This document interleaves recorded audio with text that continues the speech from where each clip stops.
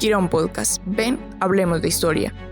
Les damos la bienvenida al lanzamiento del primer capítulo de Quirón Podcast, que va de la mano de la publicación de la edición 16 de la revista Quirón y pueden encontrar en nuestra plataforma digital. Gracias a quienes nos escuchan y nos leen. En este primer capítulo nos acompañan 3 autores. Rafael Antonio Rodríguez, doctor en Humanidades en la línea de investigación, estudios culturales y crítica postcolonial por la Universidad Autónoma Metropolitana, Unidad Xochimilco, México, y magíster en Historia por la Universidad de Brasilia. Sus áreas de estudio son Historia Cultural, Teoría Crítica de la Raza, Teoría Postcolonial, Estudios Culturales, Estudios sobre los Estados Unidos, Estudios sobre Migración, Teoría decolonial, Estudios Chicanos, Estudios Latinoamericanos y Teoría de la Historia.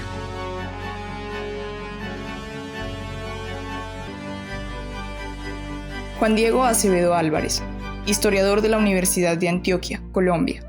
auxiliar investigativo del Grupo de Investigación Historia Cultural, Memoria y Patrimonio, CULTUR. Entre sus temas de interés se destaca el conflicto interno en Colombia, la memoria histórica, la geografía y la participación del fútbol como una construcción del imaginario colectivo de identidad nacional. Y Juan Sebastián Ocampo Murillo, historiador de la Universidad Pontificia Bolivariana, Colombia, y candidato a magíster en filosofía por la misma universidad. También estudiante de teología y profesor de cátedra en la Facultad de Teología y Ciencias de la Religión de la Fundación Universitaria Claretiana. Bienvenidos. El día de hoy, con nuestro primer episodio de Quirón Podcast, le damos la bienvenida a Rafael Antonio Rodríguez, con quien conversaremos sobre su tema publicado en la edición 16, Representar al otro para excluirlo, la construcción discursiva de lo Mexican American en la obra de Samuel Philip Huntington, You Are With the Challenge to America's National Identity, acompañado de Juan Diego Acevedo Álvarez, autor igualmente de esta edición en lanzamiento. Y por último, presento a mi compañero Pablo Alejandro Sierra y mi persona, Marta Ordóñez, editores de la revista Quirón. Bueno, Marta, muchísimas gracias por invitarme a este espacio y poder estar con nuestros autores. Es un placer para mí estar en esta primera edición del podcast de la revista Quirón. Y pues les agradezco nuevamente a los autores por acompañarnos y hacer posible este espacio. Para empezar, esta primera edición de nuestro podcast, para también decírselo a nuestros oyentes, este podcast surge con la idea de que la revista haga esas preguntas o pueda tener esas preguntas respondidas de que a veces le hacemos a los textos que leemos, pero que los textos no nos pueden decir. Es decir, esas cosas que los autores tienen para decirnos de su proceso a la hora de investigar y a la hora de sacar estas producciones académicas tan valiosas que se publican en nuestra revista, pero este es otro espacio para que nos hablen de otras cosas que se posibilitan, que nos posibilita este espacio para hablar de sus experiencias investigativas. Entonces, partiendo de esto, empecemos con la primera pregunta para dar inicio a nuestra conversación. Y pues quería preguntarles que cuando uno le da el ánimo de investigar o teniendo en cuenta ese ánimo de investigar, normalmente esa necesidad de hacerlo surge más allá de lo académico. Muchas veces esas preguntas que tenemos sobre nuestros temas surgen de nuestro diario vivir, de nuestra cotidianidad, de nuestra forma de ver el mundo, de interpretarlo y de criticarlo. ¿Por qué estudiaron este tema que nos dieron la posibilidad de ver en nuestra edición 16? ¿De dónde surge ese interés? Me gustaría que nos respondieran eso en un primer lugar. Entonces, pues primero le damos paso a Rafael. Hola, muy buenos días. Sí, muchas gracias por la pregunta. Pues sí, el tema que escogí que está en el artículo, pues es parte de mi tesis doctoral, que trabaja con el concepto de nación desarrollado por un politólogo específico que es Samuel Huntington, y pues yo trato de problematizar este concepto desde una perspectiva de los estudios culturales y de la teoría postcolonial. Y entonces eso tiene que ver con mi propia historia desde mi tesis de licenciatura y maestría. Yo trabajé con discursos sobre identidad nacional en México, cómo se construyeron desde diferentes espacios. Por ejemplo, en el caso de México, en la licenciatura yo trabajé con cómo el muralismo mexicano jugó un papel crucial en la legitimación de un dado proyecto de nación que nace con la Revolución Mexicana. En la maestría también estuve trabajando con cómo se construye un cierto discurso sobre la nación a partir de la antropología y el indigenismo. Y ahora en el doctorado, mi preocupación básicamente era la misma, pero pensar cómo se construye un discurso, un sentido de pertenencia y de identidad nacional desde las ciencias políticas, que es el campo donde se inscribe Samuel Huntington, ¿no? Que es el autor que yo analizo, pero tratando de criticarlo desde una perspectiva crítica y tomar en cuenta las voces de los grupos subalternos y de las minorías, de las llamadas minorías étnicas que habitan el territorio estadounidense. Entonces, tiene que ver también con la idea de desconstruir esa noción de que las identidades nacionales es una condición inmanente a la propia vida, para tratar de pensarlas como una construcción histórica espacial, ¿no? Y pensar que las identidades nacionales pues obedecen a patrones de poder que buscan legitimar y consolidar ciertos proyectos políticos, como el modelo de Estado-Nación. Y también pensar en las relaciones de poder que existen entre los diferentes Estados-naciones, tanto en el mundo como en América Latina, y entender al Estado-nación en Estados Unidos como un Estado colonialista imperial que exporta hacia los países periféricos del capitalismo global los modelos y formatos de identidad nacional, ¿no? Entonces, esa es la idea. Muchas gracias a ti, Rafael. Enfocados a la intención de este espacio, nos gustaría que nos contaras dónde se ve reflejada la gente, sus vidas y las subjetividades que nos rodean, dónde podemos encontrarlos en el momento de pensar en las problemáticas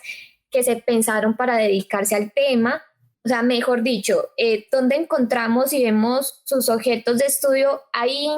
interactuando entre sí y la realidad. Es como el foco, la realidad, el tema en ese contexto social.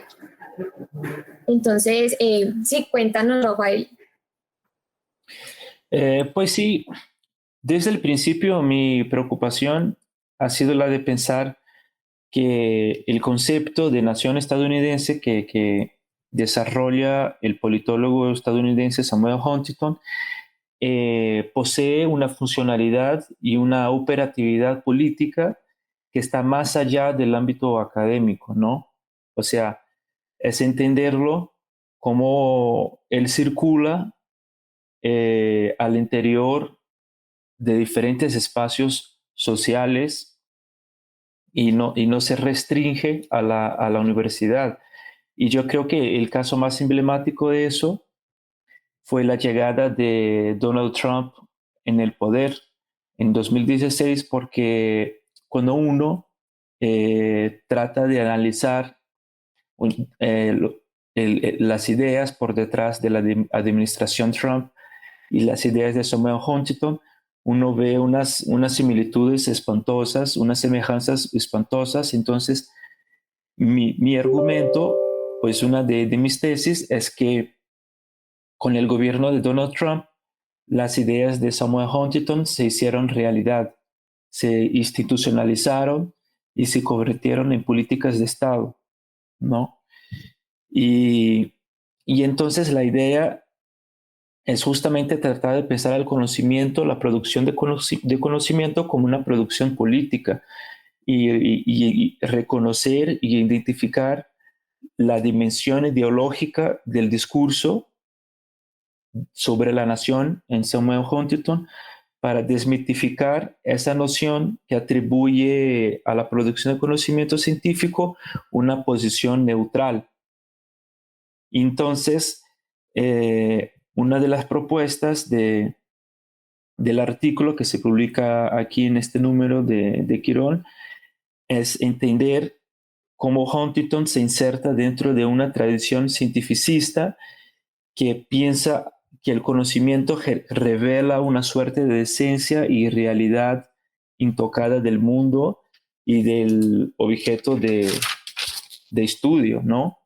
Entonces, mi preocupación ha sido la de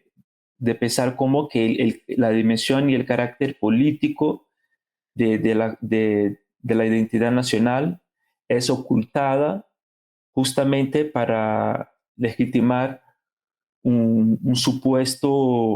supuesta idea de identidad nacional que estuviera por encima de intereses políticos, cuando eso no es cierto, ¿no? Y, y entonces la identidad nacional estadounidense en Huntington es colocada en términos de una revelación y no de una construcción, como si él apenas revelara una suerte de esencia de lo que sería la identidad nacional y pusiera las discusiones sobre la identidad nacional fuera del ámbito de la propia historia, ¿no? Como si estuviera más allá de la historia y de los espacios que le dieron forma y de las redes de poder que le dieron forma también. Entonces, él piensa que él formula un concepto que él llama que lo que define la nación estadounidense es lo que él llama cultura protestante anglosajona, que tiene que ver con una idealización de los asentamientos anglosajones que formaron a las 13 colonias americanas a partir del siglo XVII, ¿no? Y con el argumento de que esos colonos anglosajones no eran inmigrantes, sino que eran colonos, pobladores, y ahí él formula esa idea de que serían los founding settlers, ¿no? Los colonos fundadores de la nación, y que entonces Estados Unidos no sería una nación de inmigrantes, sino una nación de colonos. Y ahí justamente hay un efecto político que impacta directamente la vida de grupos que no se vinculan con esa trayectoria anglosajona y deslegitima a estos grupos como grupos que son tajados como americanos ilegítimos porque supuestamente carecerían de esos elementos anglosajones que definirían a la esencia de la identidad nacional en Estados Unidos. Y entonces ese es el caso, por ejemplo, de los Méxicos estadounidenses, de los afros estadounidenses, de los asiáticos estadounidenses, porque son grupos que participan de la nación en Estados Unidos, pero sus trayectorias vienen desde otros espacios, desde otros lugares que no son reconocidos como lugares auténticos para pertenecer a la comunidad nacional. Y pues, ¿dónde se ve reflejada la gente? Pues yo diría que la gente que se identifica con ese proyecto de nación, ¿no? Pero más importante aún es, es recuperar el concepto de hegemonía, ese concepto que trabaja Antonio Gramsci, cuando él pensaba por qué la clase obrera italiana había votado a favor del fascismo, cuando desde una perspectiva más tradicional del marxismo, pues se pensaba que la clase obrera, por su condición de clase, debería de tener una conciencia revolucionaria, pero en muchos momentos de la historia, pues la clase obrera, en ese caso, por ejemplo, específico de Italia, con la ascensión del fascismo, ha votado a favor del fascismo. Entonces, Gramsci estaba tratando de problematizar la noción una noción de poder que está más allá del ámbito económico y que perpasa condiciones de género, de clase, de raza, de nacionalidad. Entonces, eso nos habilita a pensar y entender el porqué de que muchas minorías étnicas, por ejemplo, cuando pensamos en el caso del gobierno reciente ahora de Donald Trump, salieron para defender su proyecto de nación, justamente porque ellos negaban las características que estaban puestas anteriormente en términos de raza, de género, de identidad, de nacionalidad. Y entonces eso también es importante para entender cómo los grupos subalternos se identifican con los patrones hegemónicos de poder y se afilian a esos patrones, que aunque sean grupos que estén oprimidos en la sociedad estadounidense, son grupos que sí llegaron a identificarse con esos patrones hegemónicos de poder y apoyar a la propuesta de gobierno de Donald Trump, que por su vez, mi argumento es que por detrás de Donald Trump hay una producción, un conjunto de producción de ideas en donde diferentes intelectuales estuvieron presentes a lo largo de la historia de Estados Unidos, pues formulando ideas que posibilitaron que esos proyectos políticos vinieran a formarse, a concretarse como gobierno. Lo que nos dices es algo, es sumamente importante porque nos presentas un análisis que de pronto, pues obviamente las personas en su cotidianidad, obviamente como nosotros no sabemos de ingenierías, obviamente muchas personas no saben un poco de nuestras disciplinas y más la gente, ¿cierto? La cotidianidad. Aquellos pues que realmente su vida se basa más en el trabajo o en vivir diariamente sin alguna, no sé, preocupación teórica sobre cómo funcionan las cosas sociales. Entonces a mí desde lo que nos contabas, se me ocurría como este debate o este conflicto de quiénes hacen parte de ese proyecto de nación. En el caso de Estados Unidos, podemos ver, y más que se han presentado como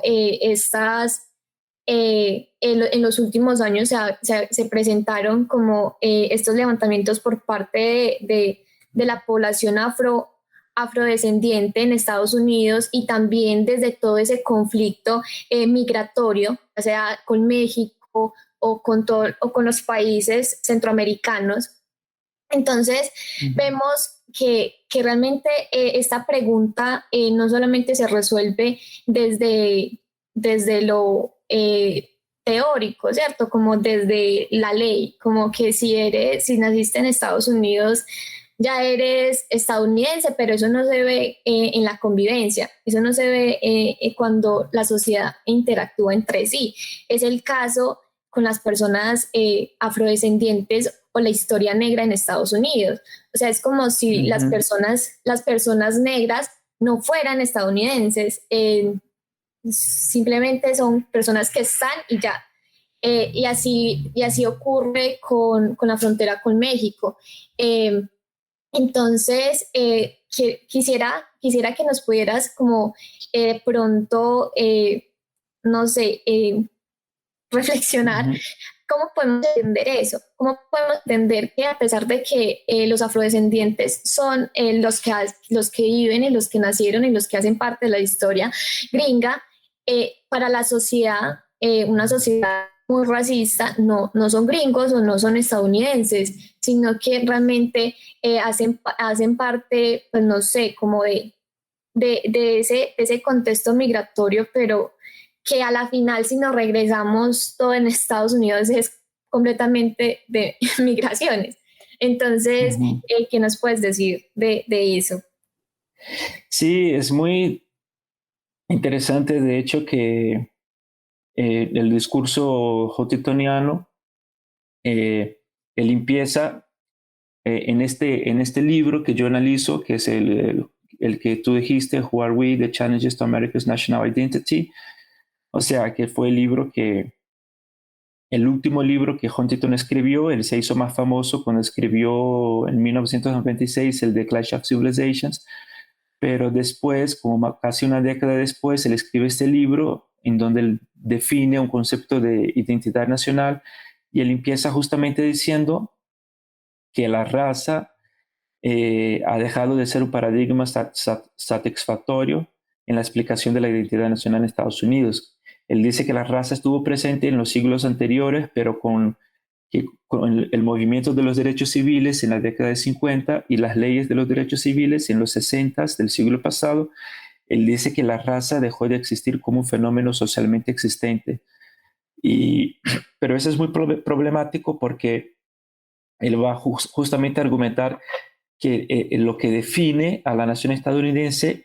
ya no es la raza, sino que es la cultura. Esa cultura que yo hablé, que sería una cultura protestante anglosajona que se remonta a los orígenes de la propia Inglaterra, y sería que habían sido trasplantados a Estados Unidos a partir del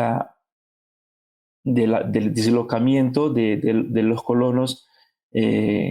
anglosajones del siglo XVII, y que se movieron a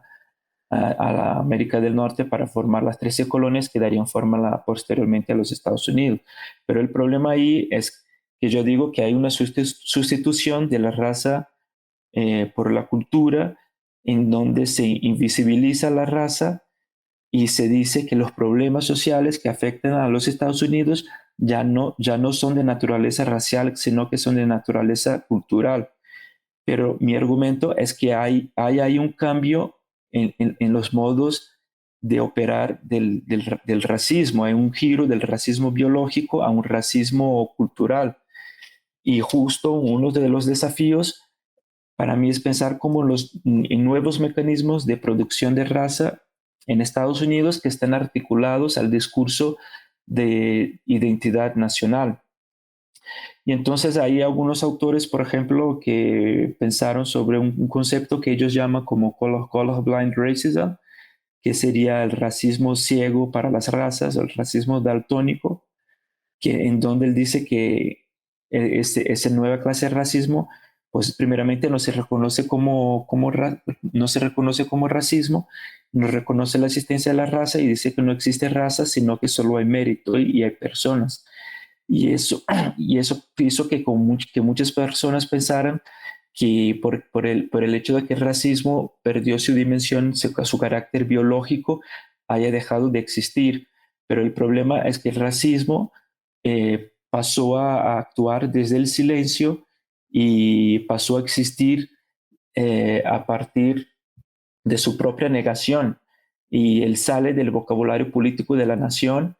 pero aún así él logra alcanzar una eficacia todavía más fuerte, porque él funciona de una manera en que su propio funcionamiento no es reconocido como parte de la estructura jerárquica de la sociedad estadounidense, y más aún el factor raza no es reconocido, por ejemplo, como el caso de los afrodescendientes, de los mexico-estadounidenses, que al final las cuentas están presentes en la sociedad estadounidense, pero el factor raza aparece nuevamente, pero a partir de una configuración novedosa que niega el acceso pleno a esos grupos a la comunidad nacional, por el mero hecho de que ellos no corresponden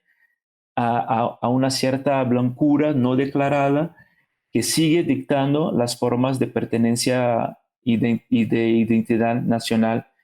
en los Estados Unidos. Pero aún así hay formas contestatarias y diferenciadas al modelo hegemónico de identidad nacional, en donde las minorías étnicas exponen y nombran a la raza, porque como ellas conviven cotidianamente con el racismo, pues ellas exponen la raza como un mecanismo que sigue operante en la sociedad estadounidense a la hora de incorporar o no a los miembros que son aceptados como americanos legítimos al interior de la comunidad nacional. Gracias, Rafael. Realmente que es muy interesante lo que planteas, y sobre todo porque es estudiar estos planteamientos de Huntington, creo que, o al menos leer lo que estás diciendo, y sobre todo lo que publicaste en el número 16, dan muchas muestras de cuáles siguen siendo los grandes problemas de racismo en Estados Unidos, que lo vimos tan latente en 2020 con el movimiento de Black Lives Matter, ¿cierto? De que sistemáticamente vemos un patrón de no solo de discriminación, sino también de propiamente violencia contra la población afroamericana, ni hablar de la población musulmana, ni hablar de la población de origen asiático. Es decir, todavía vemos en una sociedad como la estadounidense, que es tan fuertemente marcada por todas esas características de migraciones y de personas de orígenes diversos, que sigue habiendo esta política de que los verdaderos norteamericanos pues siguen siendo estos que tienen ese ADN o ese American DNA, ¿cierto? Que sería de esos padres fundadores o de esos primeros colonos, como esa blancura que se extiende por generaciones, que realmente, si se pone en la lupa en el contexto colombiano y lo que pasó en el paro nacional del año pasado, seguimos viendo todavía esas muestras tan marcadas de racismo y de quienes pertenecen verdaderamente al proyecto de Estado-Nación, cuando supuestamente cuando nosotros estudiamos esas problemáticas, pues tenemos que irnos al siglo XIX y ver cómo se delimita la nacionalidad colombiana en esos términos de la blancura y de la descendencia española, o de por lo menos de esa descendencia criolla. Se siguen viendo esos patrones hoy día. Entonces creo que leerte en esta edición es muy importante para hacernos preguntas, no tanto en el contexto propio de lo que viven estas, entre comillas, minorías, porque minorías no tienen nada realmente, se tratan como tal, pero no son eso. En Estados Unidos, pues traerlo a nuestro país, y creo que eso es muy valioso y muy importante. Dándole paso a nuestro otro invitado, Juan Diego. Con el texto, como lo del compañero que nos viene hablando también sobre el tema de identidad y de cómo se construyen las naciones, y con Huntington, me da como por tema de rescatar cuando hace la mención de el cambio del racismo de lo biológico al paso del racismo cultural. Eso es muy, muy importante, porque como decíamos al principio, se venía hablando, ya no es solo porque sea negro, sino que si es, qué pena la palabra, si es de una tendencia afro, pero si es de acaudelada, medianamente o hasta puede encajar en el modelo de Estados Unidos. Ejemplo es el tema de Obama, un ejemplo. Sabemos que Obama es un demócrata, pero también hicieron ver como si él viniera de las clases bajas, pero a la hora del té forma más parte de todo ese entramado nacional, y que lo van incluyendo como para crearte símbolos y personajes, héroes que nos permitan decir, vea, así vamos a estar incluidos, así sepamos que no, que hay una lucha de poderes que no permiten que seas incluido por de tendencia afro, o ser de tendencia americana, ser latino, todo este tema. Sí nos lleva a esa construcción de permitirnos crear esos héroes y decir, sí lo podemos. Ejemplo, vuelvo y lo digo, Obama, un presidente de tendencia afro, él trata se va hasta África cuando se monta el poder para decir de qué tribu viene la familia de él y su esposa, pero simplemente es por el hecho de que el modelo va cambiando. Ya no estamos en esa época colonial, en esa entrada de la modernidad de principios del siglo XVI, en el siglo XIX, donde todavía se ven mucho las tendencias racistas, que hoy en día todavía se ve porque matan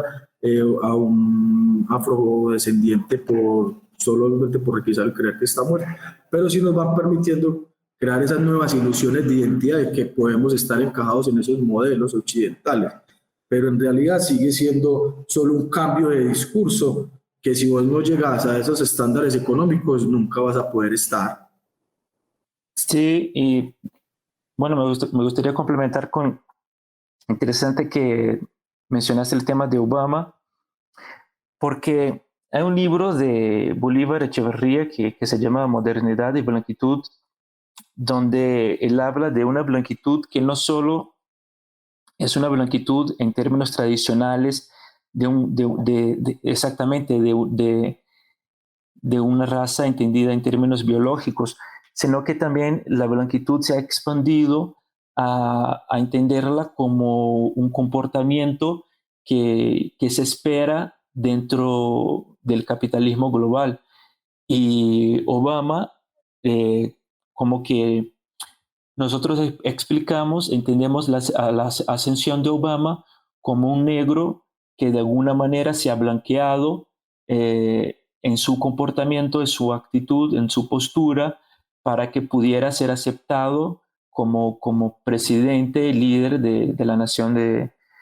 Estados Unidos. Entonces pasa también por una actitud de no reivindicar a la raza, justamente esa es la idea de Samuel Huntington, es que la raza ya no es, en su discurso la raza ya no hace parte de la nación. Entonces no importa si es un negro, si es un musulmán, si es un mexicano que asuma posiciones de poder, pero desde que esas personas no racialicen sus identidades y hablen en torno de una supuesta unidad en donde la raza está ausente, pero cuando de verdad sabemos que no, que la raza sigue dictando los criterios de pertenencia nacional y los criterios de posición de poder. Entonces, ese es el discurso, ¿no? O sea, esos grupos minoritarios son aceptados desde y cuando no hagan política en el sentido de hacer reivindicaciones dentro de una perspectiva racial, que no reivindiquen a la raza y no expongan a la raza como un factor que genera desigualdad social. Entonces, creo que eh, esas nuevas, la raza y el racismo no son categorías estáticas que están muertas y inertes en el tiempo, sino que son categorías que se están cambiando y que se actualizan y que ese es el gran reto que tenemos hoy en día de entender cómo esas categorías funcionan bajo nuevos criterios en el cual nosotros mismos no entendemos porque están naturalizadas en nuestro cotidiano de tal manera que no logramos identificarla como parte operante a la hora de construir a la jerarquía social. Entonces, también pudimos ver en el gobierno de Bush y en el mismo gobierno de Trump, como que lo que yo hablaba de la hegemonía, ¿no? O sea, son grupos que al final de las cuentas se identifican con los proyectos de la clase dominante y se identifican con los proyectos hegemónicos de poder porque ellos reproducen el discurso dominante de que ellos no van a reivindicarse como negros, no van a reivindicarse como no van a usar a la raza como una plataforma de reivindicación política, sino que ellos van a jugar el juego el juego de ese racismo velado, de ese racismo que no se reconoce como racismo, que dice que el racismo ya no existe, que las razas no existen, porque está basada en una presunción que la raza solo existía porque existía como un factor biológico, pero no, la raza la tenemos como un constructo sociocultural que sigue vigente a la hora de marcar las posiciones de poder. Entonces, la ascensión de Condoleezza Rice, de Colin Powell, de todos esos políticos en la época del gobierno de Bush, el propio Obama, pues el discurso es muy interesante que Obama en materias de la población negra en Estados Unidos no hizo mucho, ¿no? Él tenía una preocupación justamente de ser aceptado como un líder que gobernara para todos los americanos, pero para gobernar para todos los americanos, él está reproduciendo un poder, un patrón de poder hegemónico excluye las dinámicas del racismo como una dinámica que realmente hace parte de la vida social de Estados Unidos. Entonces, él de alguna manera pasa a ser un negro blanqueado que acepta las cartas del juego de las nuevas formas de raza y nacionalidad estadounidense, ¿no? Solo quería complementar con ese argumento que me pareció relevante. Es verdad, actualmente es muy conflictivo hablar de raza y de racismo. Entonces siento que fue completamente pertinente e importante tu aporte. En serio, agradecemos mucho. Muchas gracias a Rafael y a Juan Diego por hacer de este espacio tan valioso. Esperamos que los escuchen y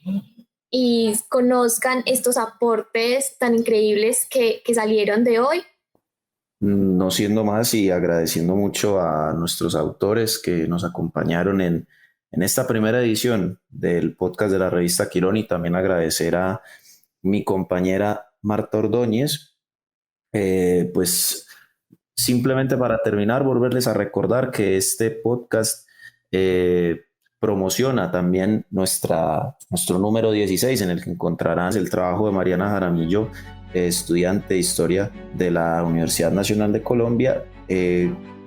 titulado Padecen peligro en su alma y deben ser provecho a su majestad, pueblos de indios y violencia durante la visita de Luis Enríquez en las provincias de Tunja y Santa Fe, 1599-1603, además de 2 crónicas de archivo y una reseña bibliográfica. No siendo más, agradecemos a todos y a todas los que se pusieron en manos a la obra para elaborar este podcast, a todos los que no están aquí, pero agradecemos a todo nuestro comité editorial por hacer esto posible y por sus esfuerzos, por la posibilidad de adelantar este proceso. Agradecemos también a la Universidad Nacional por brindarnos las herramientas para grabar este podcast, y no siendo más, nos veremos en una próxima ocasión. Hasta la próxima.